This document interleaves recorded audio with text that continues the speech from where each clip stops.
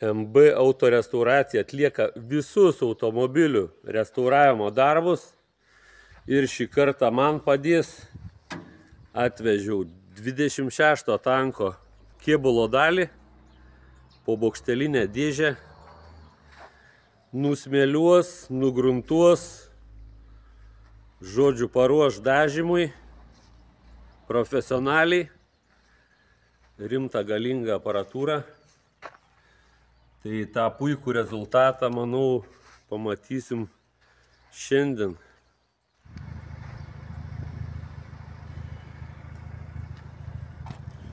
Valysim žiedus bokštelį. Tai galvoju gal tą vieną šratuot.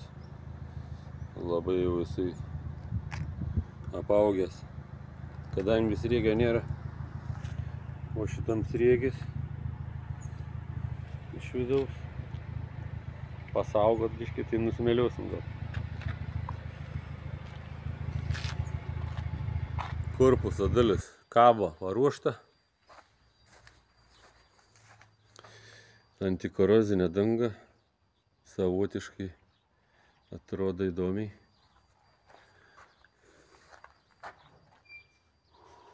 Važiuosim namo.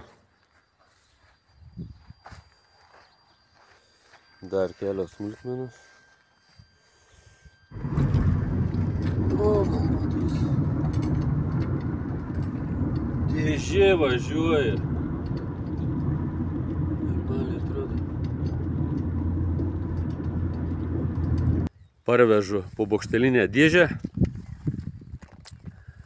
Tikrai kokybiškai, labai kokybiškai nusmėliavo, nuvalė visur visus tarpukus, įtrūkimus,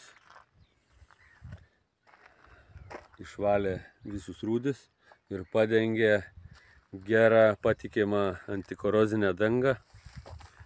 Bendras vaizdas puikus.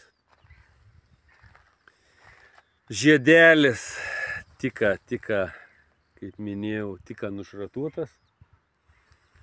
Dabar gruntuosiu, po to žiūrėsim, kiek čia reiks koreguoti. Kažkokias smulkmenas dar.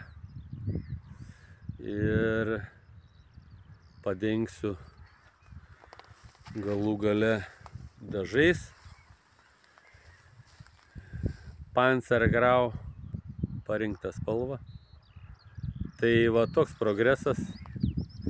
Smagu judėti dabar, kai puikūs orai, dideliais žingsniais į priekį.